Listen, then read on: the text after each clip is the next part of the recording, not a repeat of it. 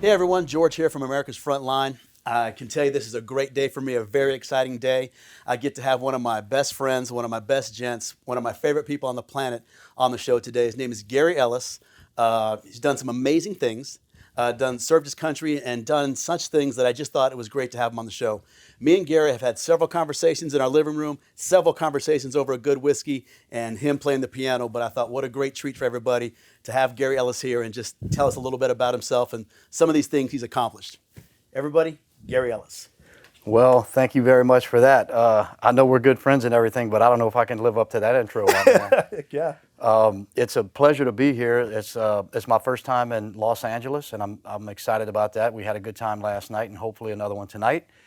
I thought I'd start off by maybe 2 minutes worth of intro to tell the listeners who I am, and maybe we can feed off of that for some follow on and hopefully a good story today. What I'd like to open up with is the fact that I'm like a lot of Americans and a lot of people, just a normal guy who came from a small town, and without a big old bag of tricks, I went on to do some pretty cool things, and I say it more as a reference point than as a look at me type of thing. I'm 53 now, and I have my own family, so it's just as important for me to be thinking about contribution and character development as opposed to trying to make my own show or push out my own personal agenda. So with that being said, I grew up in South Louisiana back in the 80s, and it was a fantastic way to learn the ways of the world. Sugarcane country in a little town called Thibodaux, Louisiana, which is bayou country, sugarcane fields and dirt bikes and little John boats and stuff. And lucky for me, both of my parents are still alive at this time, and they did a fantastic job of doing the best they could in that little town. And it was, Louisiana is, especially back then, is kind of like taking a step back in time. Yeah, you told me that. And even when I go back these days, man, it's interesting. The food, the culture, the music. We'll get into a lot of the music, hopefully, if we can. Is a great way for what I consider a personal development plan. And so I graduated from high school in 1988, and I had already started to show some signs of leadership. I was a senior class president, and I was the only person on the stage who didn't have the scholastic thing. I was the retard on the stage, so to speak. You didn't have a good ribbon on you? Right. Right. So from the outset, I knew that I wasn't the smartest guy in the class, but I had a little charisma, and that started things off on a good note. From high school, I went straight to Northwestern State University. I graduated in 1992 with a degree in avionics. I graduated with a degree in aviation science with my commercial instrument and multi-engine ratings. And I'd always had a dream to fly. And we'll also get into the mentorship and how that cultivated itself. It was kind of like something on the whispering wind as a very young kid. And I took to aviation as best I could. I knew I wanted to be a military pilot, but at the end of the game, it wasn't exactly in the cards. So from Northwestern, with no luck on becoming an officer into the services, the only folks back then who needed a pilot just a little bit was the Navy. Mm-hmm. And so I enlisted, even with a college degree, I enlisted into the Navy in hopes of working my way up from the inside. 3 years later, I found myself working on airplanes in San Diego. And after my second officer packet was turned down, they said, "Hey, dude, you're going to have to go find something else to do." And so as most people know, right across the street is the Buds compound at the Naval Amphibious Base there. And I put a packet in and was accepted into SEAL training in 1996. Classed up with class 208 and graduated with 208 in December of 96 and crossed the quarterdeck at SEAL Team 8 in 1997.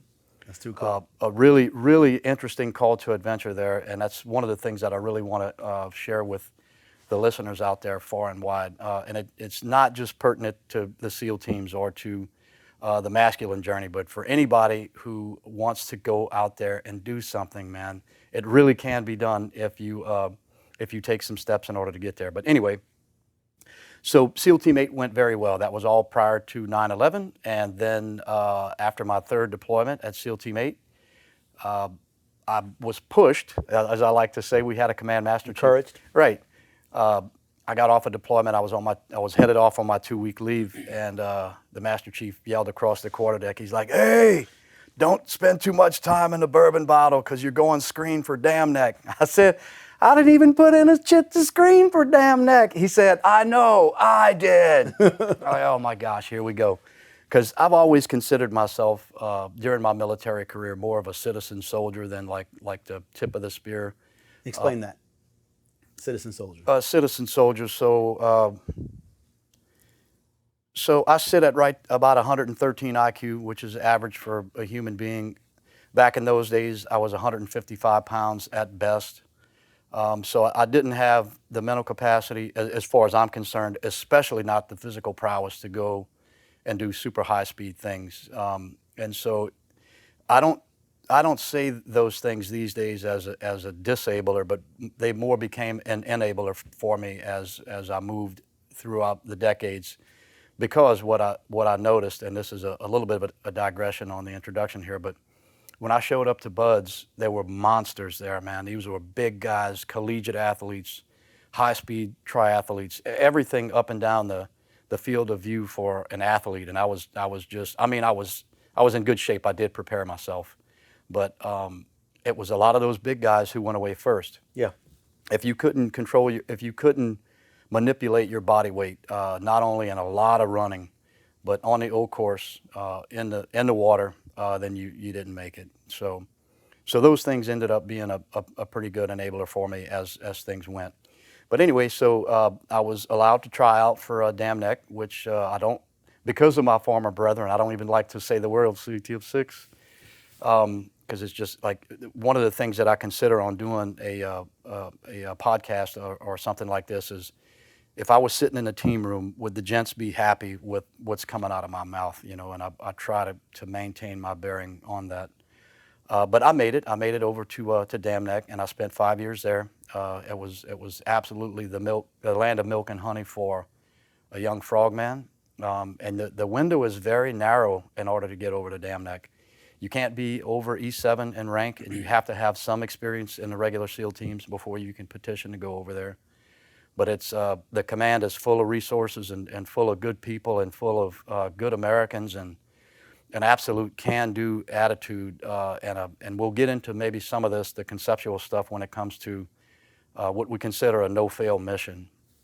And that's really where I like to embellish the word SEAL team. Every time I show up somewhere and people learn that I was a prior frogman, they expect me to be able to do double back cheetah flips and shoot bolts of lightning out of my eyes. But I mean, that's not the case at all, man. But when you have a group of dudes who are trained, they know what to do, they want to do what they know how to do, and they're very capable of doing, and it's just it's an art form, man. It really is. So 5 years at Dam Neck, that all went very well. At the end of that tenure, I was 35 or 36 years old, and an opportunity presented itself for me to go and fly for the Army, which I took. And so at 36, I started back at the bottom of the barrel, and I was told that was going to happen. I went down to Fort Rucker and went through flight school, which took about 18 months. And then I didn't know exactly if I wanted to petition to fly for the 160th or not. And the 160th is basically the Special Operations Aviation Regiment of the Army. And those are the guys who fly around the guys who were doing the business that I used to do. Check. But that being said, I tried my luck. Hat in hand, just showed up at the door like, hey, this is who I am. I'm a seasoned hand, but I don't have a lot of aviation experience. So I'm going to leave it up to your training department and your assessment cell to figure out if I'm 160th material. And lucky for me, they pulled me on board. And I say lucky for me because I think if I would have been much older, I don't think I would have tried.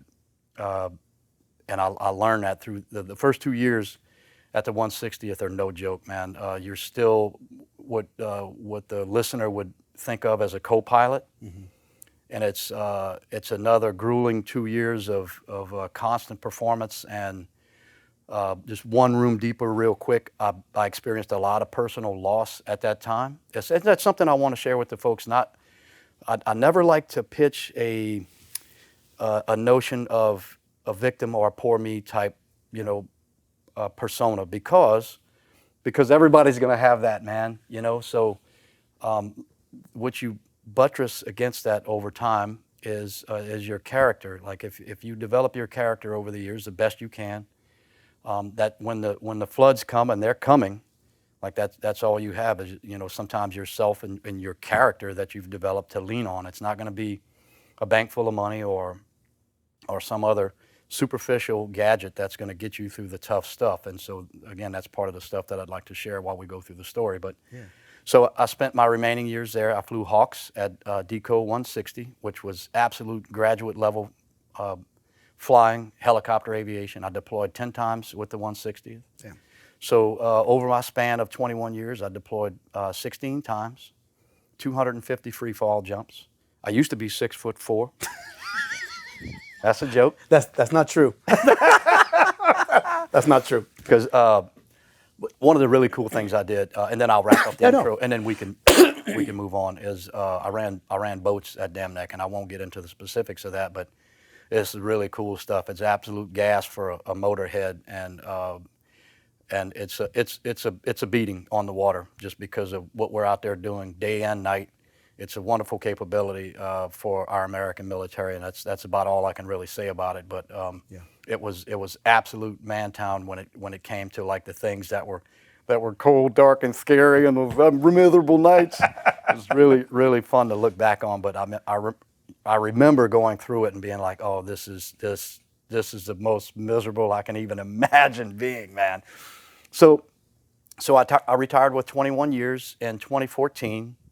And then I married a widow, Miss Danielle, and I'm trying to help raise her 4 cool kids. Yep. Her former husband was killed in a helicopter crash in Afghanistan, and that's probably been one of the most, if not the most challenging things of my life, to walk into a family and try to do my part as a good man and a good stepfather. It's I can appreciate all parents out there, and sometimes things are going to go wrong, and sometimes they're going to go right, and you do the best you can.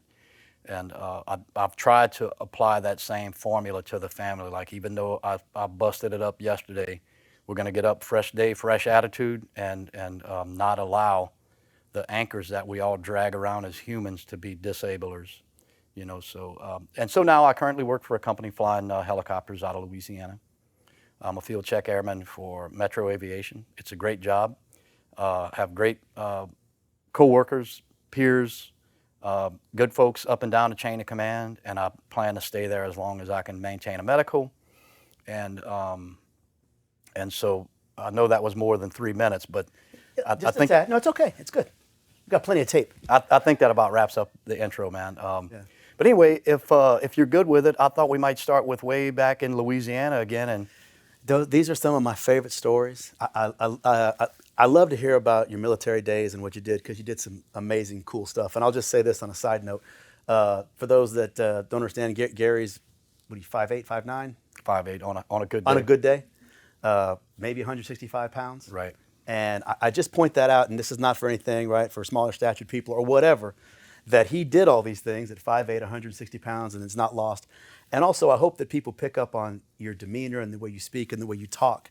Because I always say this, you know, no matter what you've done, and I'm sure you've met a lot of cool cats, trained with a lot of cool cats, done some things, and, you know, tier 1 guys. And I've met some individuals who've done some things, and man, it's an air about them. Sometimes I wish they would maybe reel it in. But I can always tell you about, Gary Ellis and the way he's conducted himself like a gentleman, and that's what I always like. I think that more people who do some good things, warriors, whatever you want to call them, people who've been out in the world testifying your words you always say, that maybe have some humility about what you do, and that's why I always like it. I mean, we could wrap up, right? SEAL Team 8, SEAL Team 6, flew for the 160th, did all these things, and when Gary walks in the room, you may not even know he's there. He's just there hanging out, having a good time, full of jokes, full of piano and good times. Anyway, so yes, let's get back to where you grew up, because I think it's important. It's probably a good reason why you were so successful in the water and whatever else you did in South Louisiana, and kind of take us back to that time, a young Gary Ellis in South Louisiana, and what your days were filled with. What did you do? Yeah, well, I mean, you said some really high-powered stuff there that I'd just like to touch on real quick, because I really did. I do like to carry around a soft demeanor, but man, of the things that I saw that were absolutely brilliant to me in the SEAL teams that I picked up on and caged and tried to clean as I went, if I were going to pick two adjectives that busted good warriors up, like from start to finish, and I still see it, and now I bracket the information when I run into individuals, if I don't know them or if I do. Arrogance and overconfidence will crush good dudes. Yeah. It's the first thing that I look at, and now I distance myself from it, because if I see that arrogance and overconfidence, I don't want to be anywhere around it. I've seen it get good guys killed. I've seen it put good guys in bad situations.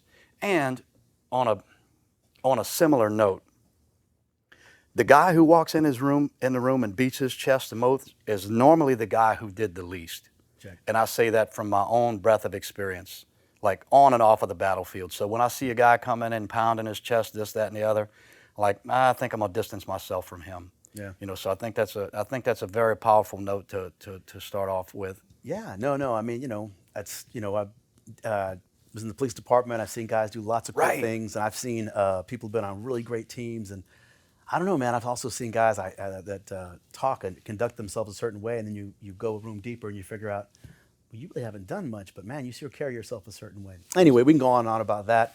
I want to keep it as positive as I can, because I really think, you have a good message, and I don't want to taint that with too much negativity. But No, because I already had sort of the antidote, for what it's worth, because this whole human endeavor is an ongoing thing, and I do think that, and a lot of the stuff that I share with you in the audience today, I basically try to push onto myself first. And what I mean by that is, as every decade falls off the calendar, I'm insistent that I become a better and better and better man. I'm not looking to kick back on my heels someday, and if I have enough money or enough clout, that's never enough. One of the most important things, again, that I learned from a breacher back prior to 9/11, he said, Gary, we're only as good as what we're bringing to the team right now. Not next week when you get in shape, or when you sober up, or when you get your finances right now. What can you bring to offer the team? And I really like that. Yeah. That's urgency and purpose in action. And so part of the anecdotal adjective that I would use for arrogance and overconfidence would be humility. What a great word. No, it is. And under the umbrella of humility, for me, falls everything that's the opposite of overconfidence and arrogance. And another word that I like to use that you have to be careful with in conversation is cowardice. I think those things fall under there, and the other good stuff, courage and bravery and honor and nobility and trying to be a good person, that falls under humility. And that's the way that I try to lean my rudder these days. Oh, Jesus, here we go with some naval analogies. The rudder You guys are of the ship. killing me. We're cascading on the ship. Cascading with the rudder of more Navy analogies. Way to go, Hampton. Anyway, All right, yeah. so let's go back to South Louisiana. Yeah, man, take me back to South Louisiana. Gary's in high school, and what were you doing? What were you really thinking about? Was it military, or was it something else? Well, another thing that's I think is going to be a fun contrasting note today with, I'm not saying it as a look at me point, but my music is just as important to me as my SEAL team days and that stuff were. And I think I was 9 or 10 years old, my folks, is more to the story, but for brevity's sake, they got me involved in piano. And as you grow through your early teen years, that's an uncomfortable time for a young man to be playing on a piano. But in South Louisiana, man, if you don't know your way around the kitchen and a musical instrument, well, your ass ain't even, part of the clan, you know what I'm saying? And so the piano piece fit in for me very well, and I took to it very naturally.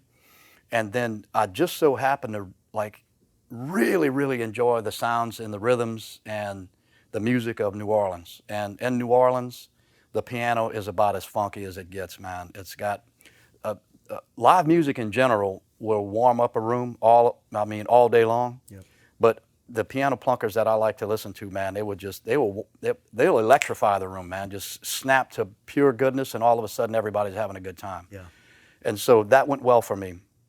A quick anecdote on the music that I think is so wonderfully enriching in my past is I was probably 16 years old at the time, and I kind of see the world through my ears. That's the way I like to put it.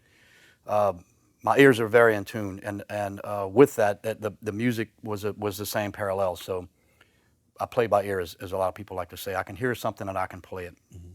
And so a friend of mine talked to a friend of his, a friend of theirs, and there was this black gent. He was a few years older than me. He had a killer voice. I still keep in touch with him. He's a pastor down at a church in Raceland, Louisiana. His name is David Rhodes. He's got the most incredible voice you ever let your ears hear, man. And so he came. He didn't know who I was. He knocked on the door and he said, "Hey, man, I understand you know how to play piano, and I got a wedding coming up, and my normal piano player, he can't make it. So, are you interested?" I'm like, "Sure. What are we going to do?"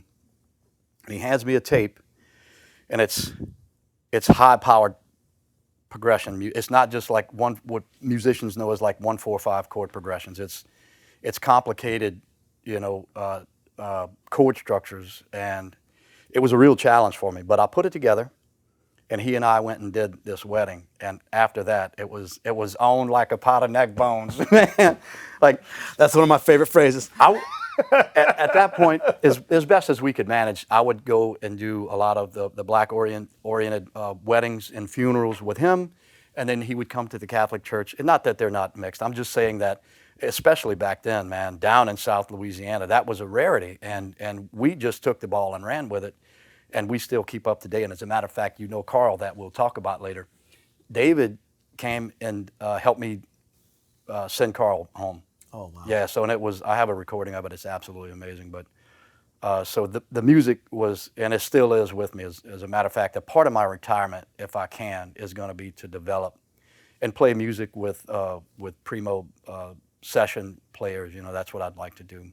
Yeah, no, absolutely, man. I tell you what, getting to know you originally, and I know at the time we didn't know how we'd get along, right? But we got along famously. I think the first night we met, we drank till 3 a.m. I was telling Nick that the way that I met you was kind of odd because I generally don't like people. Mm-hmm. That's what I got. He don't like people. I'm like, oh, geez.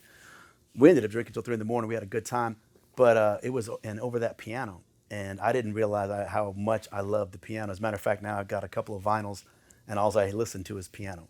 And of course, my youngest, Cade Michael. Yes. He picked up piano like almost 4 years ago now, and it's because of you. He's a lefty like you.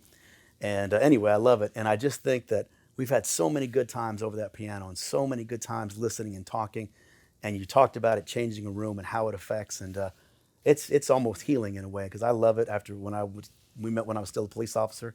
And man, I remember sometimes the day before, going back on the street, I would love to come over, and listen to Hindenburg, and listen to piano music. Of course, we would probably drink too much, and I'm retired now, but there were days when I'd walk in the office like, oh my goodness, here we go. But anyway, I love the music, and I think that's such a good component, and I think that it is healing, and we can get to that later. But yeah, so continue, South Louisiana, playing the music, and before I switch gears, I wanted to piggyback on what you just said. So one of the things that I've noticed over the years, and it had a lot to do with Carl. Oh, Carl. I should introduce Carl before long, but so his wife was my godmother, and they were roughly my parents' age.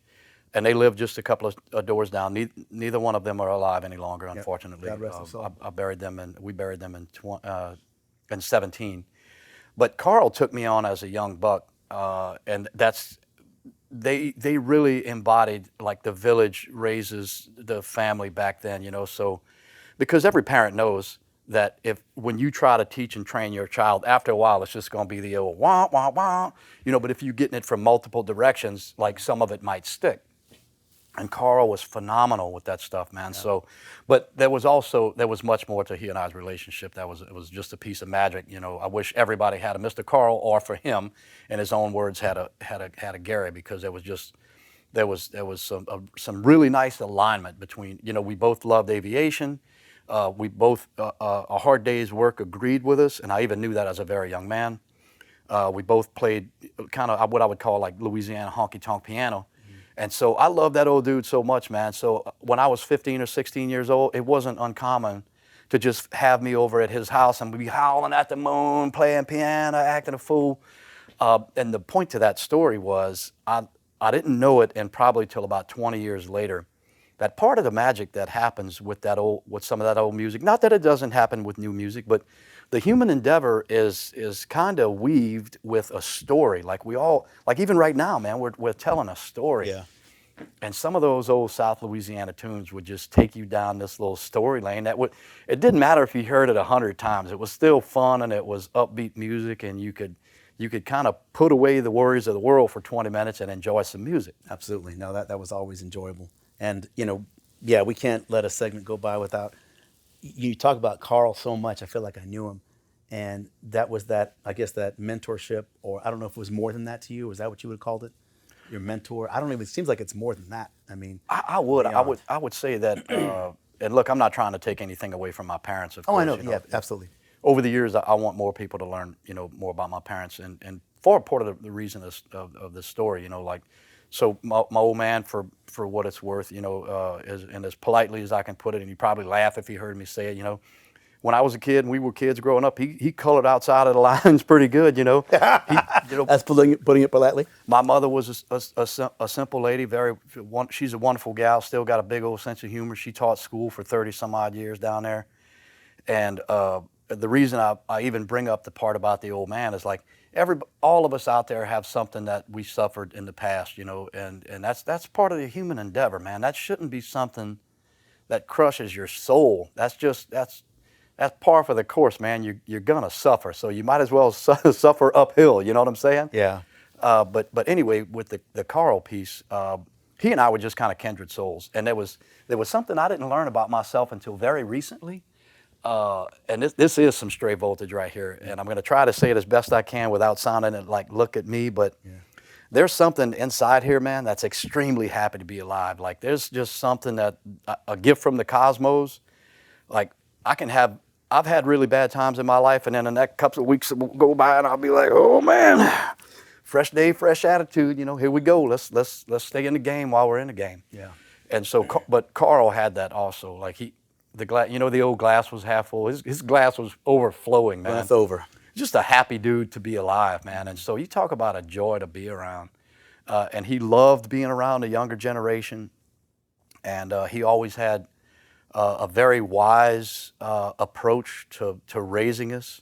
His advice would fall like a snowflake on you, man. And then it might take 5 years for you to digest it. But then looking back, like I can hear that old his voice in my head all the time, man. All the time. So me being a handful of my favorites. So he ran a sugar plantation.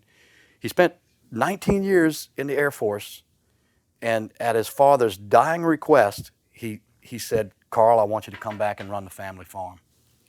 And so Carl did. At 19 years.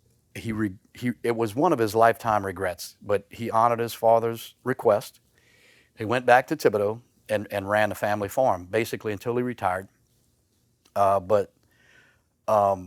So a couple of my favorites, he raised us on that sugar farm. So that was a lot to where we got to know, how to run a piece of equipment, how to back up a trailer, how to, and I like these things. A lot of people might call them simpleton pieces, but this is how you get to know that gravity don't lie. Yeah. And if you run this 15,000-pound machine the wrong way, it can hurt or kill people or you, or it costs a lot of money if you break it. And all of these lessons we were learning in our early teens, man, and that was absolute magic. And then to cultivate something in the ground and watch it grow, that's also pretty cool. So anyway, I could probably have a podcast about each one of these epochs. No, yeah, absolutely. No, and I think it's so neat and so cool, and you're right. I forget now that you're saying this, that how many conversations we've had, and everyone's a little bit different about a memory or something you pull from South Louisiana and how you grew up on that sugarcane farm. And that in itself probably doesn't tell the whole story of what you did and how you did it and how you learned about wildlife and how you learned because you lived in this area and how you learned, how to navigate in a boat. Yeah. And how you learned to do all these things. And I just think they're timeless, good stories, and I like them. And truly one of the greatest things I love to hear about is Carl Meir. And because I almost feel like I know him. And I almost feel like, this is a little piece of advice. Well, you know what Carl Meir would say, and even Danielle, well, you know what Carl would say, and you know what Carl would say. And I think I don't have the man's voice, but I hear Carl would say this, And Dude, I think that's neat. I tried to, one of the best aviation days of my entire aviation career so far was, I think it was in 2012 or so. Carl was still alive at the time, and I was flying for the 160th. Excuse me. And I called him up and I said, hey, I've got the keys to a Hawk, and I'm coming to do this little thing with just me and a crew in one helicopter in South Louisiana. I've got permission to land. I want to come put it on the back 40. So, man, he cleaned off this space. It was right in back of his house. And it was a highlight of my life, man, because, you know, Carl and I, even though another thing I wanted to mention was, even though it was a father-son type thing, once I hit 30 years old, we were aligned partners. We were buds, man. So I set this thing up. I think he was more excited than I was, you know, and so the day came, and I flew over the house, and I put this thing into a 45-degree bank, and all you could see was Hawk in the top of the rotor blade. It was nothing illegal, nothing like that, because all of the permission was signed, and we were good to go. And we were picking up 160 pounds of premier live crawfish from the bayou, and I power slid this thing in very safely. I mean, flying at the 160th is nothing like you see the helicopters flying around, you know, with your eyeballs, so to speak. Like, I mean, we really pushed things to the limits, and then you got to be comfortable with it, and then it was just everyday business. So the point of my story is, you know, Carl and a handful of friends were sitting there that day, and him and my old man were just beaming with pride. You know, here Gary comes back at the end of his career, and you know, when I used to tell people I was a SEAL, I'd introduce myself. If you don't see SEAL teams doing what they do, it's just kind of like, oh, there's a little 150-pound guy or whatever. Like, man, you see some of the stuff that takes place, the violence of action and the intellectual horsepower that it takes to get a group of men to be inside of the metaphorical phalanx and move forward and do things as one impenetrable unit, man. It's like, it's amazing. It's amazing an amazing part of the human endeavor. So my point is, they could never understand all that SEAL team stuff, but now I'm putting an 18,000-pound helicopter in their face. And it was like a horseshoe of people there, and they're all standing there, and like I could see the dust cloud moving toward them. They're just standing there, and just like a face full of grit, man. Like, you should have saw that coming, man. Anyway, so that was an absolute great day, and we landed that Hawk there, and then I introduced the crew, and we picked up the crawfish. Man, that just sounds crazy. That sounds awesome. I also did the math on a light note, man. I think it was something like $5,000 worth of jet fuel that it cost to get the thing back and forth. But no. Anyway, just that's a testament to, like, you know, Carl and I's relationship. And yeah, and I think it's beautiful. I think that when we talk about that, and you.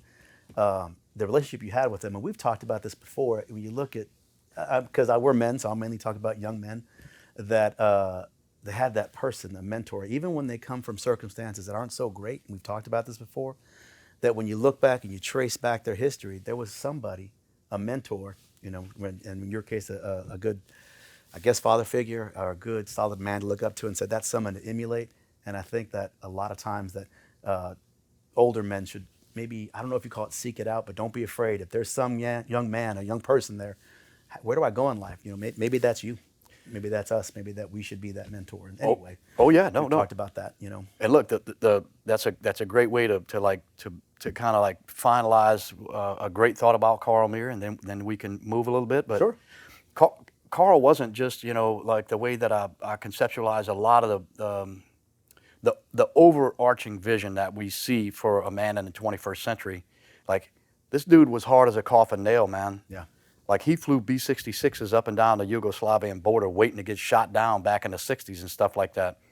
He was not afraid to get in a fist fight at the local joint or whatever. But I mean, he was a gentleman. He was an officer and a gentleman and a good dude, but he was not going to be pushed around. Yeah. And I love that about that old boy, man. Mm-hmm. I mean, he was quite the character. Yeah. And one of the most rewarding experiences I've ever had with Carl. I'll wrap this up. Oh man, we could just talk and talk. So you familiar with Oak Alley Plantation? No. It's where Interview with a Vampire, like the big oak trees in the old home and all. That's where all of that was filmed, and it's a very unique place. It's like 300-year-old oak trees. Again, when I was 15, 16, 17 years old, I got hired to play the piano at their candlelight tours during the Christmas season. Oh, wow. And so Carl and my old man, they took me out, and the venue wouldn't let them two in.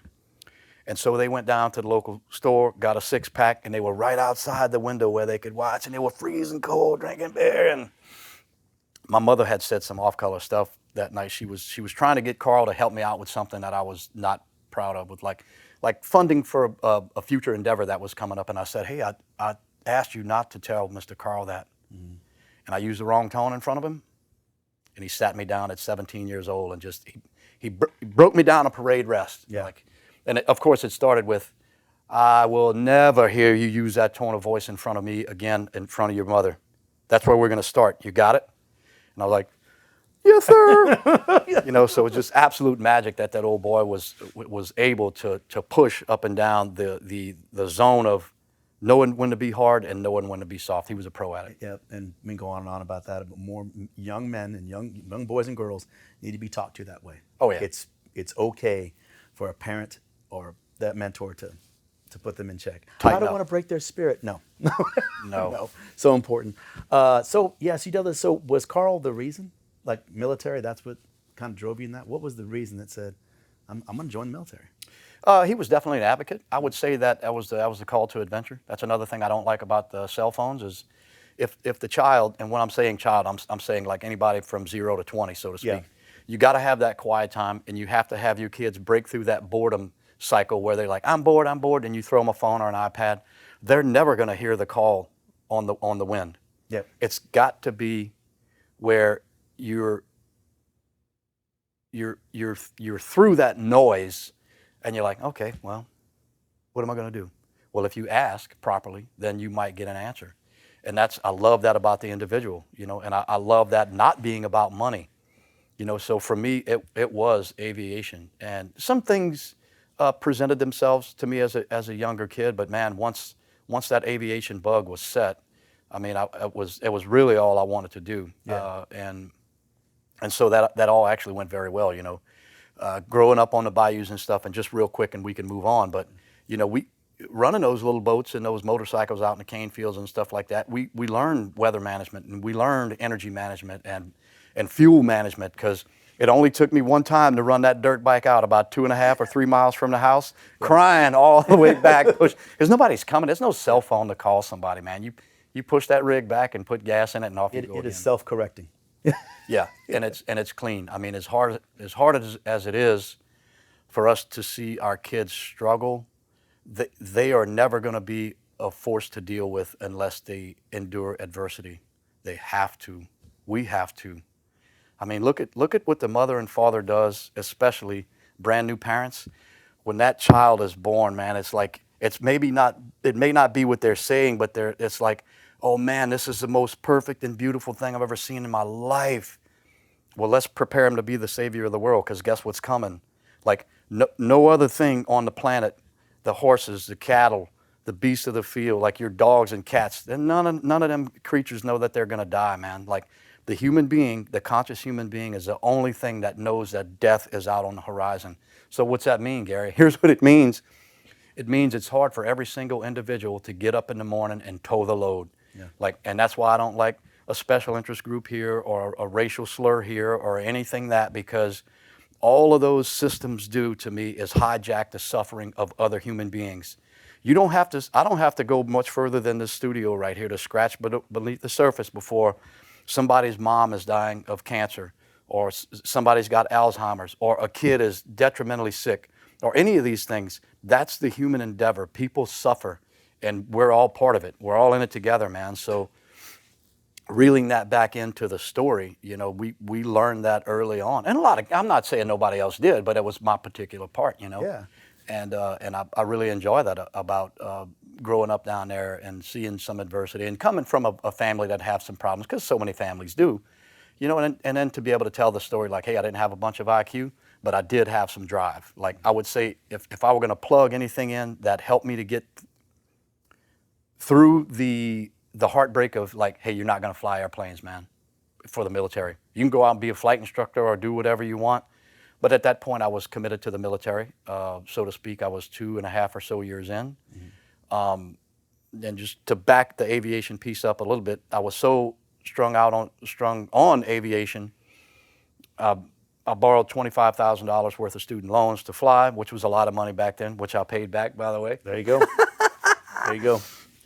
So I graduated from college with my commercial instrument multi-engine ratings, fixed wing stuff. I had tried to get into the Air Force Academy as a high school student.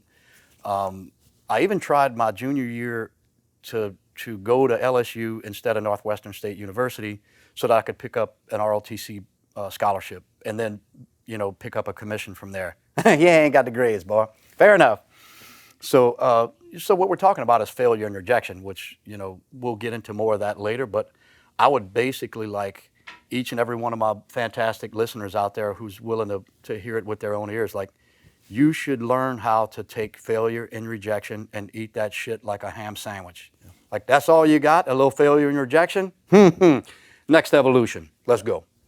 So I graduated from college. I tried to take the officer entrance exams, Navy, Marine Corps, anything that had a fighter jet in it, I was willing to try.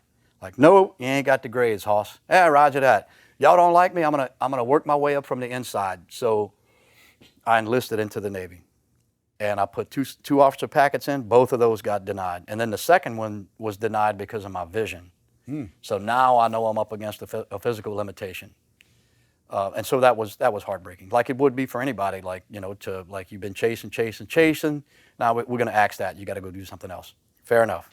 Well, I really like this about my particular call to adventure because it's better to aim for a star and miss than to aim for a pile of crap and hit, man. So here I am now, and I paid for my junior and senior year of college playing in a honky-tonk in Natchitoches, Louisiana called Bodacious Country. Oh, I love it already. Yeah. I'm going to take me and Jill are going to Bodacious Country. I said that to say that I had a good life. I had a great girlfriend. She was a really cool chick. We got along like a champ. They were paying me $300 a week to play music.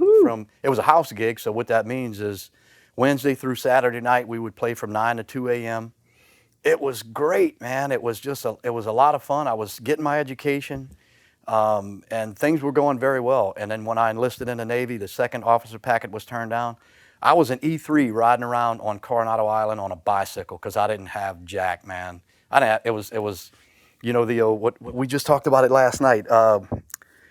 Holy terror precedes holy joy. Holy joy. Yeah, something like that. So, man, things were rough. And so one of my coworkers said, "Hey, man, you're in good shape. You got a good attitude. Have you ever thought about the SEAL training?" And I'm like, "No, I never have." So they introduced me to the program. I went over and I said, "Hey, if someone's going to try to come to Buds, what do I do to prepare? Because I know it's no joke." And so I got a read-ahead packet, and there was a lot of information, push-ups, pull-ups, sit-ups, run. It was all body manipulation exercises, dips, and all of that stuff. And by the end of the program that they had you on, you were doing like 400 push-ups a day. And that was commensurate because it's not unusual to do 1,000 push-ups a day in Buds. Yeah. It's like, it's man time, So if I say that, I'm trying to reel a story as I go because there's so many components of it, but if you didn't show up prepared for Buds, you weren't going to make it. Yeah. You couldn't show up and say, "I'm going to gut my way through this program." No, you're not. It's not happening. No, you're not going to do that. You see these documentaries, you see movies, you see all this stuff, and you always see people going through it and they're on this rough time. And I know this might be hard to pull from, but could you pinpoint this was the hardest part of it? This is what damn near broke me, or this is what got me. I got that on lockdown, baby. Oh yeah. Oh yeah. Oh yeah. So two things generally come up when I talk about this because that's been one of the most common questions that I've gotten over the years. As everybody knows, Hell Week is like two things push dudes out of Buds the most: Hell Week and pool comp. Everybody knows what Hell Week is. I'll explain a little bit about that a little bit more. But pool comp is during second phase, right before you move on to the Draeger rebreather. You're in it's an old twin 80 system with these big hoses on it, and they put you in a 9-foot section of the pool. You have four attempts to make it. And the first thing they do is rip your fins and your mask off. And so now you're crawling along the 9-foot section, and the shark instructors are overhead, and they just come down and they they rip this off, or they jam you up, or they do whatever they have to do, and then they keep tying your rig in knots, and you got to act appropriately. It's designed to. I'm already panicking. Oh yeah, yeah. Oh yeah. I'm getting a sweat thinking. I'm already sweating. Yeah. You have to maintain your composure underwater, is what it is. So the final knot that they tie, I used to be called the whammy knot, whatever. They tie your rig in a knot so bad that you have to ditch the rig on the bottom of the pool, and it all has to be done in a certain sequence. That's to show that you have your composure, and then you can't just bolt because of an embolism. You have to take your time. You have to ascend slower than your slowest bubble. As you're pushing air out, you need to be ascending slower than that rate. And so if you get past that, then you got a pretty damn good chance of making it. So they do 2 sessions on Friday. I failed both of them. So you have the whole weekend, talk about the weight of the world on your shoulders. Yeah. And let's go try it again on Monday morning. And so I passed my first time on Monday. So that's pool comp. Hell Week is a pig. Hell Week it used to. I went back in 1996, man. Hell Week used to start on Sunday night, and it wouldn't finish until Friday afternoon. You get 2 45-minute naps. That's all you got. And you're on your feet the whole time. You see dudes falling asleep, standing up, man. They're really, really incredible experience. But anyway, during second phase, there's a handful of completion swims. So you do timed evolutions in buds every week. But some of these long distance swims, they were just completion. So one Friday, it was the longest swim of buds. It was 7 miles. Oh, no, sir. From Imperial Beach back to the Coronado compound. And that particular day, we were swimming against the current the whole way. And so you know it's coming. So a couple of pairs hyped out, and instructors started getting a little nervous, and they called the swim. So all of the swim pairs who didn't cross the finish buoys, because we were swimming parallel to the line, the coastline, they pulled everybody out. And we all thought that was a done deal. But about 30 minutes after we got dried up, cleaned up, warmed up, because when you get out of the water after being in there that long, your tongue is swollen. You've frozen, like you get out of the water all crippled up. It's quite the experience, man. The class leader said, hey, everybody who didn't cross the finish buoys is going to redo the swim on Monday morning. And we were in the water. I want to say we were like some crazy, like it was 5, 6 hours in the water. And I was just absolutely mentally assaulted, man. I was like, there ain't no way, man. But everybody felt like that. So we got in the water again on Monday morning. And this time we had a halfway point. So we swam with the current, then we swam against the current. And everybody made it and we moved on. But that's the closest I ever came to like, nah. It ain't happening. Man, I tell you what, that's exciting to hear. And I love to hear the real stories, right, of what it looks like. We are almost out of time for this session. Okay. But I cannot wait, because this is not going to be the last time that we talk to Gary Ellis, that I talk to Gary Ellis. He's got so many more stories, anecdotal stories that can apply to this generation, to every generation. And I'm so happy that you're here today, and I'm happy to call you my friend. And I think about this stuff, and me, I'll get emotional if I talk too much. But I can tell you, Gary Ellis hasn't just lived this life, but he's been there for me. And I have had some rough times in my life, and Gary Ellis has always been there. And I know it's not possible. I wish everybody had a Gary Ellis on their team. So I can't thank you for coming here, for hanging out. And later we're going to have a nice meal, drink some beer, maybe have a whiskey, watch me smoke a cigar. Yeah, you're right. My true hope is that we find a piano that Gary can light up. But, man, if you got, I don't know, a minute, what would you like to tell somebody right now who might listen to something inspirational that might hit home with them? First of all, thanks. I'm grateful to be here, man. Yeah. I really am. I always like to take the opportunity to do this. I can't remember if it was Nietzsche or Dostoevsky. They basically said, if you have something to say and you don't say anything, it's a lie. And I really like that. And I'm not here to stand on a political platform. That's not what it is. But it's more of what I opened up with in the beginning sequence. It's that, I didn't have a lot to be able to go out and get a lot. And a lot of it had to do with just a simple drive, like stay at it, prepare yourself, know that life is suffering. And if you can kind of make friends with that at an early age and accept failure and rejection as part of like the next best thing, then you're not going to have a problem moving forward in the world, man. You know, because there really is no stasis, and stasis means like standing in one spot. You know, because the world is moving, and without getting too technical, because the general laws of thermodynamics are working against us, man. Like entropy is willing to set in, whether it's your house that you don't maintain or your vessel that you don't maintain. You have to keep moving forward, and it doesn't, like, your IQ doesn't matter, your physical stature doesn't matter. If you don't have the physical components to make up what you want to go do in life, well, just keep moving forward and listen to, that call on the whispering wind. Because if you listen long and hard enough, it'll be there for you. It really is. And I've had a fantastic go of it with all of the setbacks, and I've received my own share of death and problems, and everybody is going to, man. So don't let those layers of disablers stop your. Don't allow your disablers to disable you. Let them become enablers. So thanks for having me on, and I appreciate every minute. And that felt like it was 10 minutes. So hopefully we can come back and. Oh no, we're going to do it again. We definitely are going to do it again. It was longer than 10 minutes, but it was a great pleasure, and we are going to do it again because I think you have more to say, and you say it in a way that's plain. You say it in a way that people can understand, and I think it's a message that young people out there who need to hear it. They really do. Anyway, man, thanks. Thanks so much, man. I appreciate it. Yes, sir.